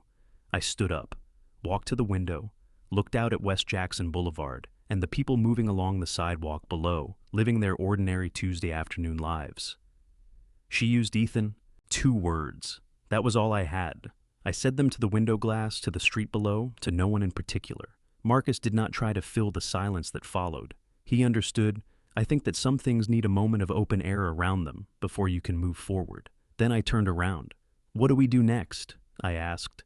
Marcus used to say that when you find the first lie, you haven't found the beginning. You found the middle. I thought about that a lot in the days after David Purcell's office. We had the video, we had the guardianship timeline, we had the blocked phone numbers and the manufactured incompetence narrative, and Carol Simmons standing frozen with a watering can. It felt like a great deal. It was Marcus reminded me only the visible surface of something that went considerably deeper. Susan Palmer's office was on the 3rd floor of a building on Washington Street in downtown Naperville, 12 minutes from the house I no longer lived in. She was 45 years old, with close-cropped silver hair she wore without apology and a manner of speaking that I came to think of as surgical, precise, economical, nothing wasted. She had spent 18 years practicing elder law in DuPage County, which meant she had seen versions of what had been done to me more times than either of us wanted to count. She stood up from behind her desk when Marcus and I walked in, shook my hand with a firm, dry grip, and said, "Mr. Whitmore, I've reviewed what Marcus sent me. Before we go any further, I want you to know something." She held my gaze steadily. "What was done to you has a name. It has statutes, and it has consequences." Something in my chest that had been clenched for months loosened just slightly at those words. We sat down. Susan laid out the legal framework with the efficiency of someone who had done it many times and understood that clients in my position needed clarity more than they needed comfort. She had already filed the initial civil complaint breach of the life estate agreement, which established our legal standing to request financial records through formal discovery. She had also contacted the DuPage County State's Attorney's Office to flag potential criminal elements, which meant the investigation now had both civil and criminal tracks running simultaneously. "The subpoenas went out this morning," she said, sliding a document across the desk. "Bank records, credit accounts, loan applications, everything connected to Olivia Whitmore individually and jointly with your son going back 3 years. She paused, lacing her fingers together on the desk. "I have to prepare you for the possibility that what we find may be more complicated than what you already know." She was right. It was considerably more complicated. The financial records arrived in tranches over the following week. Each delivery to Susan's office, another layer peeled back from something that had been carefully constructed to look from the outside like an ordinary family's ordinary financial life. Olivia Whitmore was carrying $263,000 in personal debt. Not household debt, not mortgage debt. Personal debt accumulated over 4 years through a combination of online gambling accounts, 2 failed private investment schemes, and a series of personal loans taken from 3 separate lending institutions using documentation that, when Susan's forensic accountant examined it, showed Daniel Whitmore's signature on forms he had almost certainly never seen. "Forgery," Susan said, setting the accountant's report on the desk between us. Her voice was completely flat. "Across multiple institutions, that's federal territory, Mr. Whitmore, in addition to the state charges." I sat across from her and looked at the numbers on that report, and felt something I had not expected to feel, not satisfaction, not vindication, but something closer to a terrible, exhausted sadness. Because those numbers told a story I hadn't fully understood until that moment. Olivia had not come into our family as a predator looking for an opportunity. She had come in as a person who was already drowning, already desperate, already running from a hole so deep she could not see the top of it. What she had done to me was monstrous, but it had been born from panic as much as from greed and understanding that did not excuse it, but it did make it somehow more comprehensible and more tragic. "She wasn't just taking from me," I said slowly. "She was trying to survive. She was trying to survive at your expense," Susan said, without cruelty, but without softness either, "and at Ethan's." That last part landed like a stone dropped into still water. I nodded. I didn't trust my voice to do anything more than that. It was in the loan application files that Marcus found the name. Jason Cole appeared 3 times across 2 different financial documents, once as a reference on a personal loan application, once as the recipient of a wire transfer for $11,000 in the spring of that year, and once in an email thread attached to an investment account statement, where he was addressed with a familiarity that had nothing to do with professional correspondence. Marcus set the printed email on the table between us and tapped it once with one finger. He did not say anything. He didn't need to. I read it. My jaw tightened with every line. "Who is he?" I asked. "That's what I'm going to find out," Marcus said. He was already writing the name in his legal pad, the letters pressed hard into the paper. "What I can tell you right now is that this number," he pointed to a phone number in the email header, "shows up next to wire transfers she made in the spring. Someone she trusted enough to involve in her financial life." He paused. "Or someone who trusted her enough to get involved. Those are 2 very different things, and which one it is will matter." I looked at the name, Jason Cole, 37 years old according to the loan reference form. An address in Oak Park. "She has a backup," I said. Marcus nodded. "Everybody running a plan this complicated has a backup." He closed his legal pad. "The question is whether the backup knows he's a backup, or whether he thinks he's something else entirely." I thought about that on the drive back to Marcus's apartment. I thought about it while I sat at his kitchen table and ate the sandwich he put in front of me and stared at the wall. I thought about a woman in $263,000 of debt, running a 6-month plan against a 65-year-old widower. And somewhere at the edge of that plan, a man in Oak Park who did not yet know that the ground beneath him was also moving. Some part of me almost felt sorry for him. Almost. I drove to Daniel's office on a Thursday morning in early November, with a folder on the passenger seat and Eleanor's voice in my head. Not words exactly, just her presence, that particular quality of attention she had when she knew I was about to do something that was going to hurt me and she couldn't stop me from doing it. She had worn that expression the day I signed my first major business contract, the day I had knee surgery, the day I put her into the car for the last time to drive her to the oncology center. A look that said, "I know you have to. I just wish you didn't." I had called Daniel the night before and told him I needed an hour. He had agreed quickly in the careful voice of a man who had been expecting a call and had been dreading it in equal measure. He said to come at 10. He would make sure the conference room was free. The office was on the second floor of a building on Ogden Avenue, Daniel's small construction consulting firm, 6 employees, the business he had built over 10 years, with a combination of genuine talent and a work ethic I recognized because I had watched it develop from the time he was old enough to hand me tools on weekend projects. I was proud of that business. I want you to know that. I was proud of it the way a man is proud of something he watched grow from almost nothing. I parked in the lot and sat in the car for a moment. I looked at the folder on the passenger seat.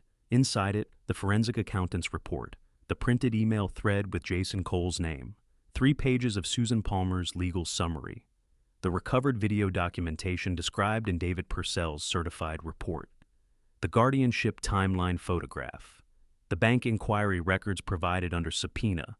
I picked up the folder. I went inside. Daniel was already in the conference room when I arrived. He was standing at the window with his back to the door, hands in his pockets, looking out at the parking lot below. He turned when I came in, and I was struck not for the first time, but more sharply than usual by how much he looked like Eleanor, the line of his jaw, the way his eyes went careful and inward when he was bracing himself for something. "Dad," he said.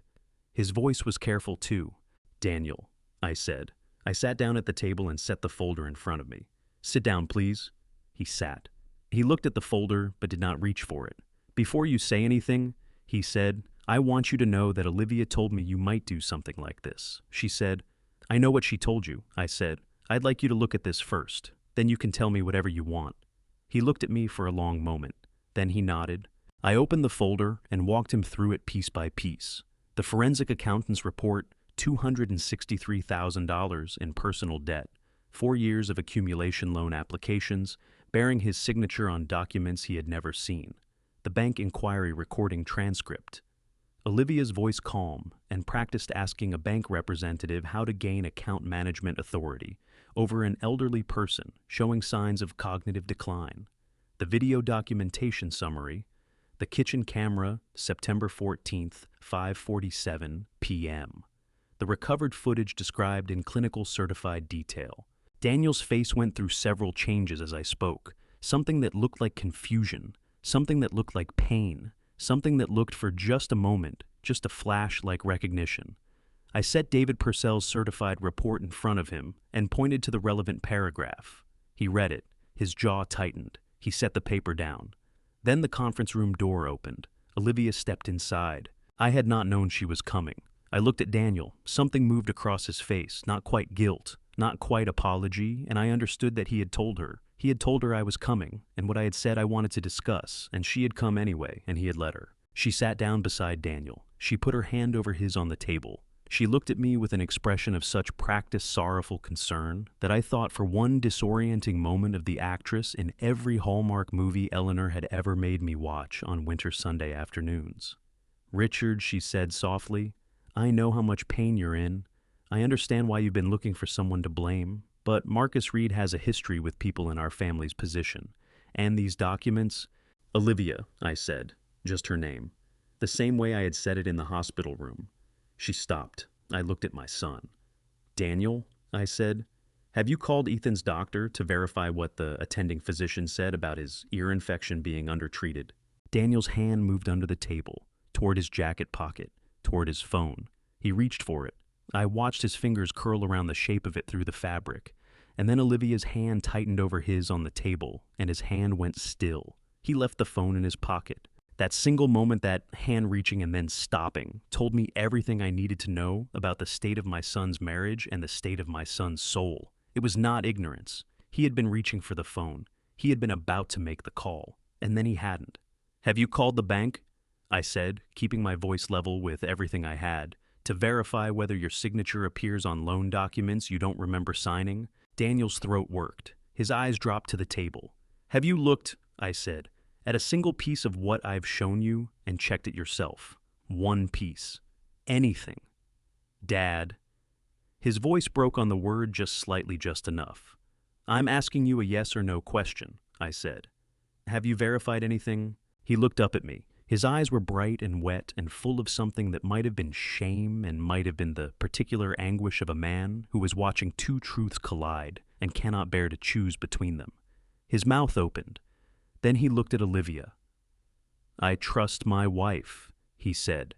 The words landed in the room the way a dropped tool lands on a concrete floor, sudden, loud in the silence, and with a finality that echoes after the sound is gone. I sat with those words for a moment. I let them be what they were. Then I gathered my documents back into the folder, one page at a time, slowly and carefully, the way I had always handled paperwork that mattered. I stood up. I looked at my son, at Eleanor's jaw, and Eleanor's eyes, in a face that had chosen this morning to look away. "She used Ethan," I said. "You know that now. Whatever you tell yourself tonight, you know it." Daniel flinched. It was small and involuntary, and he tried to cover it immediately, but it was there. I saw it. I filed it away with everything else I had been filing away for 6 months. I walked out of the conference room. I took the elevator down. I walked across the parking lot to my car in the November cold, and I got in, and I put both hands on the steering wheel, and I sat there. My eyes were burning. My chest felt as though something structural inside it had given way, not broken exactly, but shifted, permanently rearranged. I had driven there to save my son. I drove away understanding that you cannot save a man who has decided with full knowledge of what he is deciding to stay. Exactly where he is. I started the car. I pulled out of the lot. I had work to do. I called Susan Palmer from the parking lot of Daniel's office building. I didn't drive away first. I didn't go back to Marcus's apartment to think it over. I sat in that car in the November cold with the engine running and the heater blowing, and I dialed her number while Daniel's words were still fresh enough to hurt, because I had learned something in 30 years of business that I believe more firmly now than I ever had before. The moment after a negotiation fails is precisely the moment you begin the next one. Susan answered on the second ring. "It didn't go well," I said. "I didn't expect it would," she said. "Come in this afternoon. We have work to do." Her office felt different that afternoon, smaller somehow, and more serious the way a room feels when the people in it have stopped discussing possibilities and started discussing actions. Susan had a legal pad open and a pen in her hand before I had finished sitting down, and she looked at me across the desk with the steady, unsentimental attention of someone who was very good at her job and very clear about what that job now required. "Walk me through what happened," she said. I did, briefly and without editorializing the way Marcus had taught me to document things: facts, sequence observed, behavior, exact words where possible. When I finished, Susan wrote something on her legal pad, underlined it, and looked up. "He watched you present the evidence and still chose her," she said. "Yes." "Then we proceed on the assumption that Daniel is either complicit or has made himself functionally complicit through willful ignorance," she said. "Either way, it changes our approach." She set her pen down. "Richard, I need to ask you something difficult. Are you prepared to fully sever the financial support structures you've been providing to Daniel's household?" I had known this question was coming. I had been preparing my answer for the entire drive from Ogden Avenue to Washington Street. "Yes," I said. Susan nodded. She picked up her pen again. "Then let's start there." What followed was 2 hours of the most deliberate paperwork I had ever signed in my life, and I had signed a great deal of paperwork over 65 years. The first document was the amendment to my will. Susan had drafted it in anticipation of this meeting. She was that kind of attorney, always 2 steps ahead, always prepared for the outcome her clients weren't yet ready to name. The amendment removed Daniel as primary beneficiary from the majority of my estate and redirected those assets to a newly established irrevocable trust. The trust is structured specifically for Ethan's benefit. Susan explained, sliding the document across the desk. Education expenses, healthcare living costs, until he reaches 25. You are the sole trustee. Daniel and Olivia have no access to it, no visibility into it, and no legal mechanism to challenge its terms as long as your cognitive competency remains documented. Which, she added with a dry precision I had come to appreciate, it very thoroughly is, thanks to Dr. Carter's report from the clinic on Ogden Avenue. I looked at the trust document for a moment before I signed it. I thought about Ethan asking me why my friends didn't visit anymore. I thought about his hand wrapped around my index finger in the ambulance. I thought about, "Don't go, Grandpa." In a voice made rough by fever and fear, I signed. The second document was the formal termination of voluntary financial support. Susan read each item aloud as I initialed beside it. Daniel's vehicle insurance policy, which I had been paying since his company hit a cash flow problem 18 months earlier. The private school deposit for Ethan's kindergarten, which I had covered without being asked because I wanted my grandson in a good school. The utility supplements for the Naperville house, which had been quietly added to my monthly expenses at Olivia's suggestion the previous winter. The operating line of credit for Daniel's construction firm, which I had co-signed during a slow quarter 2 years ago. None of these were contractually obligated on your part, Susan said after the last initial. You were providing them voluntarily. You can terminate all of them effective immediately without notice, without penalty, and without legal exposure. Then terminate them, I said. Consider it done, she said. The third document was the formal demand letter breach of the life estate agreement. Susan read the key passage aloud. Mr. Whitmore's contribution of $300,000 was made in reliance upon a notarized agreement guaranteeing his right to occupy the property for the duration of his natural life. The forcible removal of Mr. Whitmore from the property on September 15, 2023, constitutes a material breach of that agreement. Mr. Whitmore seeks damages commensurate with his original contribution plus costs. She looked up. The moment this is served, their attorney will contact ours. Things will begin moving. Good, I said. I signed the last page. I set the pen down on the desk. My hand was not shaking. I noticed that specifically. I looked at my hand and it was completely still, the hand of a man who has made a decision and is at peace with it, or as close to peace as the circumstances allow. Susan gathered the documents into a neat stack and looked at me with something that was not quite sympathy. She was too professional for sympathy, but was perhaps its more useful cousin. Richard, she said, I want you to understand something. What you did today terminating that support, it's going to hurt Daniel. Significantly and quickly. The insurance, the credit line, the school deposit, he'll feel all of it within 30 days. I know, I said. Are you prepared for that? I thought about a small boy reaching for me in a dark hospital room. I thought about a hand on a phone that stopped moving when Olivia's hand covered it. I thought about, I trust my wife landing on a conference room floor like something that couldn't be put back together. He has to feel it, I said. That's the only way any of this changes. Susan held my gaze for a moment. Then she nodded once with the decisive finality of someone closing a chapter. Then we're ready for what comes next, she said. Susan had been right about the 30 days. It took 26. The first thing to go was the vehicle insurance. Daniel called me on a Monday morning, his voice tight and controlled, in the way it gets when he is working very hard not to sound upset, and asked if there had been some kind of mistake with the policy renewal. I told him there had been no mistake. He was quiet for a moment, not the quiet of someone who doesn't know what to say, but the quiet of a man absorbing a blow he had been told was coming and had chosen not to believe. Dad, he started. I love you, Daniel, I said. That hasn't changed, but I can't keep subsidizing a household that threw me out in the rain. I heard him exhale. Then the line went dead. The operating credit line for his construction firm was next. His business bank called to inform him that the co-signer had withdrawn effective immediately and that the outstanding balance was now due within 60 days. 2 of his employees handed in their notice that same week. Word travels fast in small businesses, and the word traveling through Daniel's was that the financing had dried up without warning. But the thing that brought everything down, the thing that turned a difficult situation into a genuine catastrophe, was not anything I had done. It was what Olivia had already done months before I arrived in Susan Palmer's office with a folder full of evidence.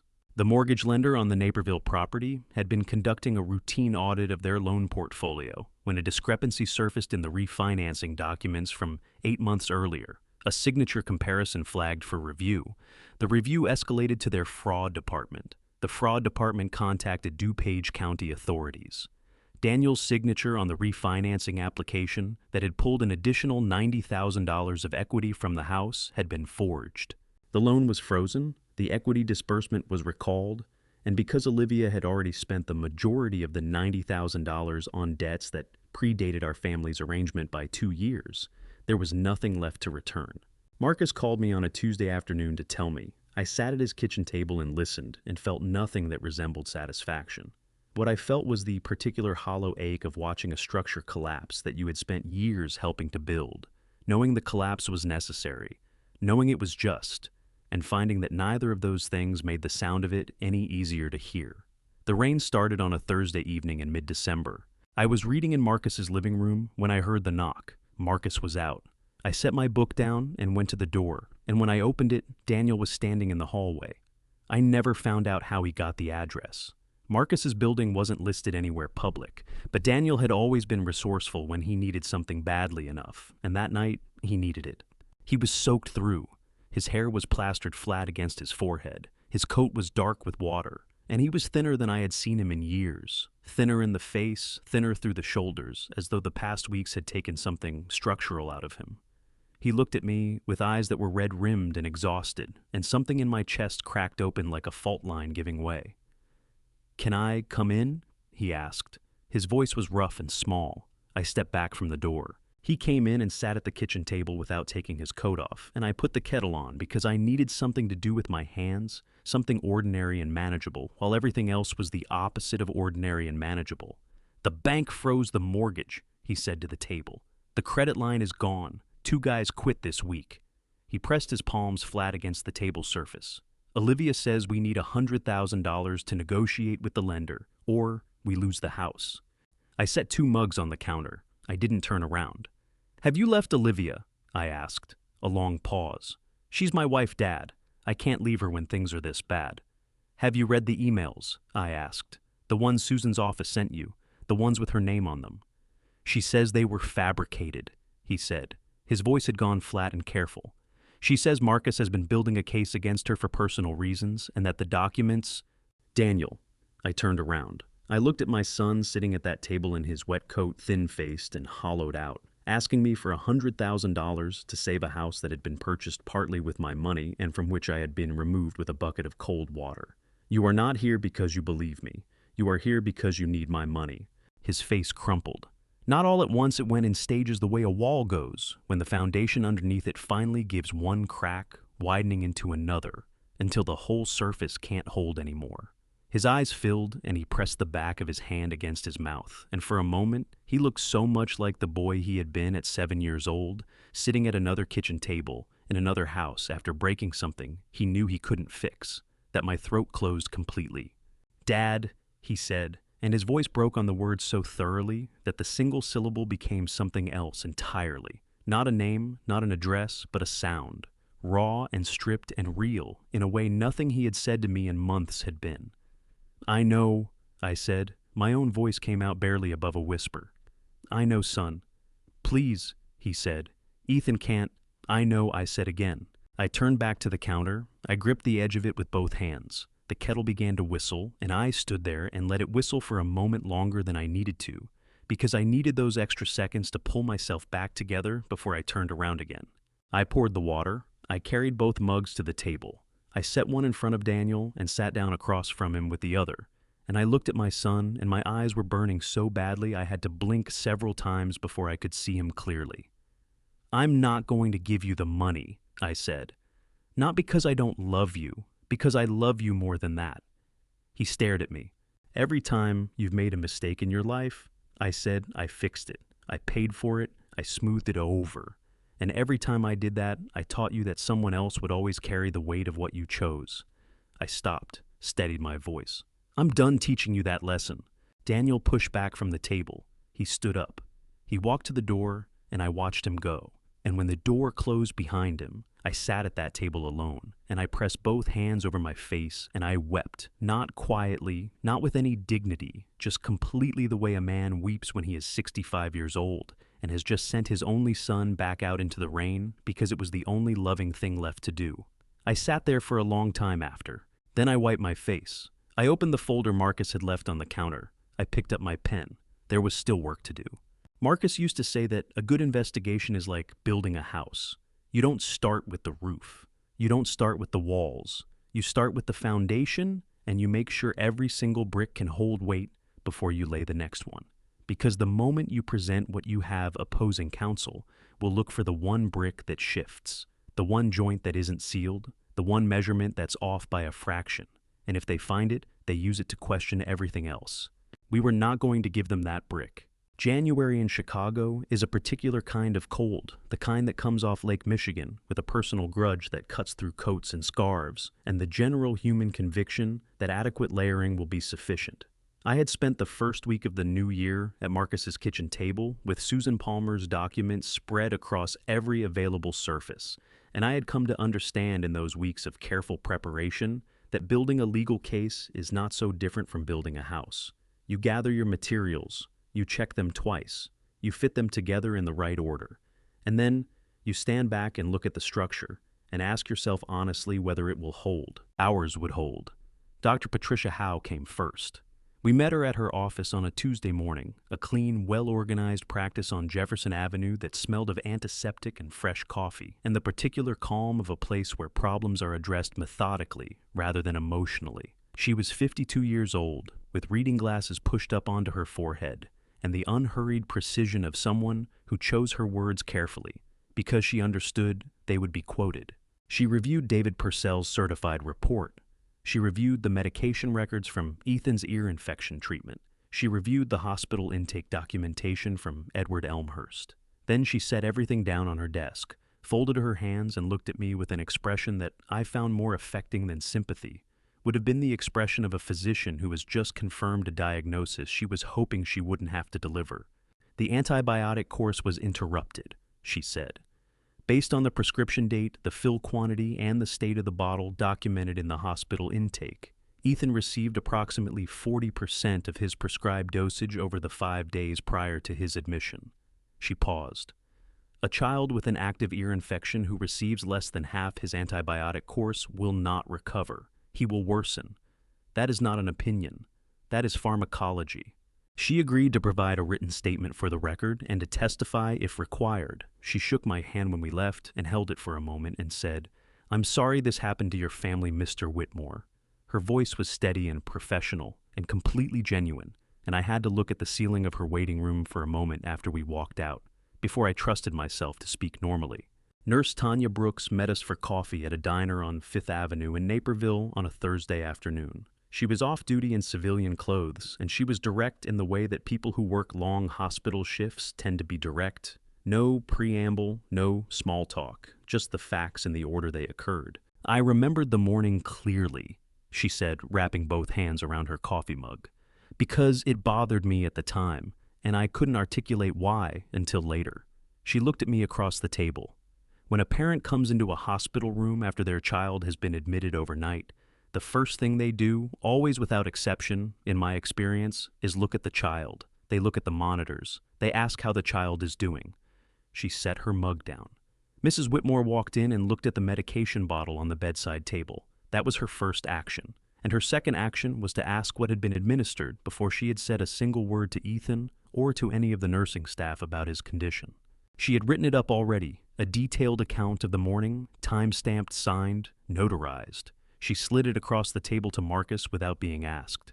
"I've been a nurse for 16 years, she said. "I know what a concerned parent looks like, and I know what something else looks like." She looked at me directly. That morning was something else. The bank recording arrived via Susan's office on a Friday, delivered under subpoena by First Midwest Bank's Legal Compliance Department, who had flagged the original call as part of their standard elder financial fraud monitoring protocol and retained the recording accordingly. Susan played it for Marcus and me in her conference room with the door closed. Olivia's voice was calm and practiced and utterly chilling in its specificity. She described herself as a family caregiver, for an elderly relative showing early signs of cognitive decline. She asked in careful sequence about the process for establishing a power of attorney, about the requirements for a competency assessment, and about the bank's procedures for transitioning account management authority to a designated family member when an account holder was deemed unable to manage their own finances. The bank representative had asked for identification. Olivia had given Daniel's name. Susan stopped the recording. The conference room was very quiet. I was gripping the arms of my chair hard enough that I could feel the edge of the upholstery through my palms. "That recording," Susan said, "is going to be the clearest single piece of evidence in this case, because it is her voice, undeniable, unedited, describing in her own words the precise mechanism of what she was attempting to do." The last piece came from an attorney named Robert Kellerman, who had practiced elder law on the north side of Chicago for 22 years, before Olivia had walked into his office in June and asked him to help her establish guardianship over a healthy, competent 65-year-old man. He called Susan's office on a Wednesday morning and asked to speak with her privately. When Susan called me afterward, her voice had the particular quality it took on when something significant had happened. Not excited, never excited, but tightly, carefully precise. "He reviewed the plan she outlined," Susan said. "He declined to participate. He retained copies of the correspondence per his ethical obligations under Illinois Rules of Professional Conduct, Rule 1.6b, which permits disclosure when a client's stated intention involves criminal fraud against a third party." She paused. "He is prepared to cooperate fully. He describes the plan in his notes as, and I am quoting directly, one of the most deliberately constructed financial exploitation schemes I have encountered in 2 decades of practice." I sat in Marcus's kitchen after that call and looked at my hands on the table for a long time. 22 years of practice. One of the most deliberately constructed schemes. "Marcus," I said. He looked up from the legal pad where he had been writing. "Are we ready?" I asked. He set the pen down. He looked at me across the table with the steady, unblinking attention of a man who had spent 30 years making sure he was right before he said so. "There's one more piece," he said. "And I think it's about to come to us." He tapped the name on the legal pad, Jason Cole. "Before I tell you who walked into Marcus's apartment that Wednesday morning with a laptop full of evidence, comment, justice, so I know you're still here with me. I had not expected this person. Olivia certainly had not expected this person, and what he brought with him ended everything. Some elements of this story are fictional. If you'd prefer to step away right here, no judgment, and thank you for being here this far." He called Marcus on a Tuesday morning, 4 days after the Robert Kellerman conversation. Marcus took the call in the other room. I was at the kitchen table reading through Susan's latest filing summary when I heard his voice change, not dramatically, not with any excitement, just that particular shift in register that I had come to recognize as Marcus Reed, moving from civilian conversation into something more professional and more alert. He came back into the kitchen 7 minutes later, set his phone face down on the table, and looked at me. "Jason Cole," he said. "He wants to meet." I set down the filing summary. "When?" I asked. "Tomorrow morning," Marcus said. "He wants to come here." Jason Cole was 37 years old, and he arrived at Marcus's apartment on a Wednesday morning, looking like a man who had spent the past several weeks not sleeping well and had recently arrived at a decision that, while unpleasant, was less unpleasant than the alternative. He was medium height, well-dressed in the careful way of someone who wanted to make a specific impression, with dark circles under his eyes that no amount of careful dressing could quite conceal. He shook Marcus's hand. He shook mine. He sat down at the kitchen table and placed a laptop in front of him and folded his hands on top of it and looked at me directly. "I want to be clear about why I'm here," he said. His voice was steady, but his jaw was tight and his left hand underneath his right was pressing hard into the back of his knuckles. "I'm not here because I think what happened to you was right. I'm not here because I suddenly developed a conscience." He paused. "I'm here because Olivia has started positioning me as a co-conspirator, and I am not going to go down for something I didn't fully understand when I got into it." "What did you understand when you got into it?" Marcus asked. His voice was completely neutral. Jason's jaw tightened further. "I understood that she had a difficult home situation and needed financial help. I understood that she was managing a significant debt problem." He looked at the table for a moment. "I did not understand the full scope of what she was planning to do to get out of it." "When did you understand the full scope?" Marcus asked. About 3 weeks ago, Jason said, when her attorney started sending me emails asking me to describe my knowledge of various activities in terms that made very clear I was being set up as a fallback position. He opened the laptop. The messages were organized chronologically going back 14 months. Marcus and I read them in sequence, and I want to tell you that I read them with the careful clinical detachment of a man who has already survived everything these messages described and is now simply documenting it for the record. That would not be entirely true. The early messages were in the context of everything that had followed almost mundane Olivia, describing the household situation, the financial pressure, her frustration with what she called the arrangement that wasn't working. Jason's responses were sympathetic and occasionally affectionate in ways that told a clear story about the nature of their relationship without requiring explicit description. Then the messages changed. If the guardianship goes through the account, access follows automatically. R. Peterson says 6 to 8 weeks once the medical documentation is in place. I just need 2 more incidents on record and the psych evaluation from the second clinic. I read that message twice. My chest was very tight. Daniel will sign whatever I put in front of him. He always has. The man genuinely cannot say no to me. It's almost sad. Once the old man is in the facility, I'll have access to the 180. That covers the Meridian debt and the 2 personal loans. Everything else we can restructure. And then 3 months before the night, Ethan got sick, a message that made me set both hands flat on the table to keep them from shaking. The ear thing is actually good timing. If something happens while he's watching the kid, it gives me the incident I need. I'm going to let it play out.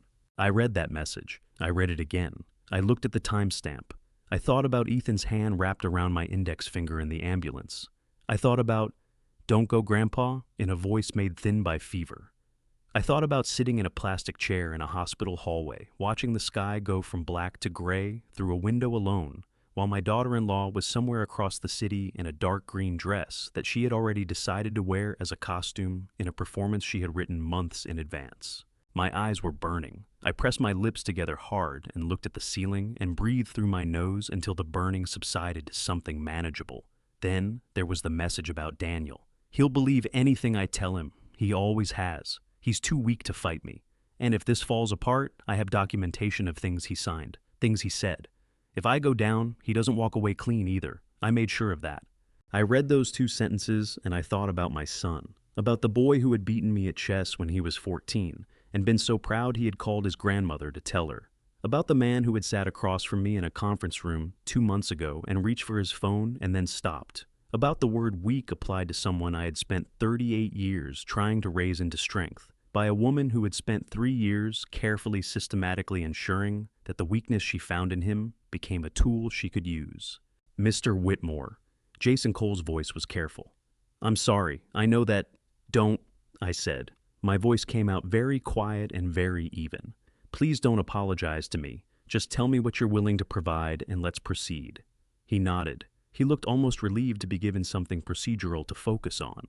He had printed copies of every message, 412 of them, organized by date with metadata intact. He had retained the original device. He was prepared to provide a sworn statement and to testify, and he had already engaged his own attorney, a woman named Patricia Walsh, at a firm on LaSalle Street, who had reviewed his exposure and advised him that full voluntary cooperation was his most effective legal strategy. Marcus walked him through the process. I sat and listened and said very little. When Jason Cole shook our hands at the door and left Marcus close the door and turned around and looked at me with the expression he wore when he was waiting to see which direction I was going to go. I looked at the laptop still open on the kitchen table, at the last message still visible on the screen. "He's too weak to fight me." "He wasn't weak," I said. My voice came out rough and low, rough in the way of something that has been rubbed against something harder than itself for a very long time. "He made bad choices. He chose to look away. But weak is not the same thing as wrong, and wrong is not the same thing as irredeemable." I stopped. She never understood that about him. Marcus held my gaze for a moment. Then he picked up his phone. "I'll call Susan," he said. "We hand everything over tonight." That evening, for the first time since September, I slept until morning without waking. The DuPage County Courthouse on County Farm Road is a building that inspires neither warmth nor dread, just the institutional neutrality of a place where things get decided. Beige walls, fluorescent lighting, hallways that smell of old carpet, and the accumulated weight of other people's difficult days. I walked through the front doors on a Monday morning in early March with Marcus on my left and Susan Palmer on my right. I want to tell you, I felt something dramatic, resolve, or justice arriving, or some version of righteous arrival. What I actually felt was tired. The deep structural tiredness of a man who has been carrying something for a very long time and can finally see a place where he might be allowed to set it down. Olivia came in on the arm of her defense attorney, Gerald Whitfield, a man with a reputation in DuPage County for theatrical competence. She wore a gray blazer and minimal makeup, and looked with considerable artistry, like a woman who had simply been wronged. Daniel came in separately. He sat 3 rows behind Olivia's section and did not look at me. His face was colorless. He held himself with the rigid posture of someone who has decided that if he moves very carefully, nothing else will break. I looked at him for a moment. Then I looked away. Dr. Patricia Howe took the stand first. Gerald Whitfield tried 3 times to suggest that an interrupted antibiotic course could have innocent explanations. Dr. Howe acknowledged each attempt with professional courtesy and returned each time to the pharmacological reality. The child received less than half his prescribed course, she said. The clinical outcome is consistent with that interruption. I cannot speak to intent. I can speak to consequence. Whitfield sat down. Nurse Tanya Brooks described the morning of September 15th exactly as she had described it to us over coffee, what she observed in sequence without editorializing. When she reached the moment Olivia had looked at the medication bottle before looking at her own son, I heard a small involuntary intake of breath move through the gallery. David Purcell presented the video evidence. He walked the courtroom through chain of custody and recovery methodology. Then he played the footage. The room watched Olivia empty the antibiotic bottle over the kitchen sink. The room watched her replace the medication bottle from her coat pocket before driving to the hospital. The sound the room made was not gasps. It was the sound of collective understanding arriving the way weather arrives undeniably and with the quality of something that cannot be walked back. Jason Cole read the messages from the stand with the flat, careful voice of a man fulfilling an obligation he found unpleasant but necessary. When he reached the message about Ethan, the ear thing is actually good timing. I'm gonna let it play out. I gripped the arms of my chair until I could feel the edge of the wood through my palms, and I breathed. When he read the message about Daniel, he's too weak to fight me, and if this falls apart, he doesn't walk away clean. I heard 3 rows back a sound I recognized. Daniel made a sound like something tearing. It was quiet. Most people in the room probably did not hear it. I heard it because I had been listening for it in one form or another for 16 months. Gerald Whitfield made his move during closing, carefully implying Daniel had prior knowledge of his wife's plans. Daniel's attorney was on his feet immediately. The judge sustained the objection. But the words had been spoken, and that was all Whitfield had needed. Olivia at the defense table did not look at Daniel when this happened. She had not looked at him once the entire day. Daniel understood that now. I could see it in the way he was sitting. Something collapsed inward, the architecture that had been holding him up finally gone. Then he looked up. He found my face across that fluorescent-lit beige-walled room. I held his gaze. I did not give him anger. I did not give him satisfaction. I gave him the face of a man who had loved his son for 38 years, through every version of that son that had ever existed, and who was still, after all of it, sitting on the same side of the room as the truth. His eyes filled. He pressed his lips together until they went white. He looked down at his hands. The verdicts came over the following weeks. Olivia was convicted on 6 counts: bank fraud, forgery, elder financial exploitation, child endangerment, evidence tampering, and defamation. Daniel was not criminally charged. Susan filed a civil defamation claim for his public statements. He settled. On a Thursday afternoon in Susan's office, Daniel signed the document granting me temporary legal guardianship of Ethan pending his completion of a court-mandated parenting program. His hand was shaking when he held the pen. I could see the tremor from across the table, the small, visible shaking of a man signing something that cost him more than anything he had ever signed before. He signed. He set the pen down. He looked at me with eyes that were raw and red, and completely finally without any remaining layer of comfortable fiction between them and what they were seeing. He opened his mouth. Then he closed it. "I know," I said. My throat was very tight. "I know, son." He nodded once. He walked out without looking back. I sat in the quiet of Susan's office and felt the particular, exhausted, incomplete relief of a man who has won something important and is only now beginning to understand everything it cost. He came back on a Thursday afternoon in July. No attorney, no request folded inside an envelope. No strategy visible in the way he carried himself through the door. Just Daniel thinner than I had ever seen him, wearing a plain blue shirt I didn't recognize, holding a single envelope in both hands the way you hold something you are afraid of dropping. He sat down across from me at the kitchen table and placed the envelope between us and looked at me with eyes that were clear in a way they had not been in a very long time. Not happy, not resolved. Just clear the way. A window is clear after a long rain has finally finished. I wrote it 3 times, he said. The other 2 are in a trash can on Michigan Avenue. I picked up the envelope. I opened it. I read it. I will not repeat every word here. Some things belong only to the people in the room where they are spoken or written, in this case in Daniel's careful handwriting, on 2 pages of plain white paper. What I will tell you is that he did not make excuses. He did not explain. He did not offer context or mitigating circumstances or the names of the pressures that had bent him in the direction they had bent him. He simply said what he had done, and he said he was sorry, and he said he knew that sorry was not a transaction, that it did not purchase anything, did not cancel anything, did not return anything to its original condition. He said he knew I had every right to close the door, and that he would understand if I did.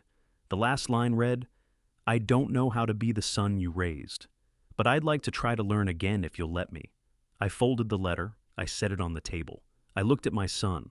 "I forgive you," I said. "I want you to hear that clearly, completely, without conditions on the forgiveness itself." Daniel's eyes filled so fast it was like watching something give way under pressure, a dam, a levee, some structure that had been holding back more than it was ever designed to hold. "But," I said, and he nodded because he had known the but was coming, and he had come anyway, which told me something important. "I'm not going to give you money. I'm not going to restore the inheritance. I'm not going to fix what broke." I paused. "What I will do is this. You finish the parenting program, you do the work, and every Sunday if you want to come and see Ethan, you come, and we'll see what we build from there." Daniel pressed the back of his hand against his mouth. His shoulders were shaking. "Okay," he managed. "Okay, Dad." I stood up. I walked to the hallway door and opened it and called Ethan's name.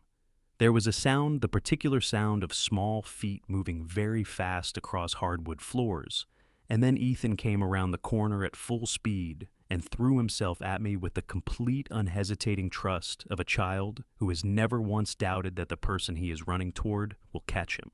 I caught him.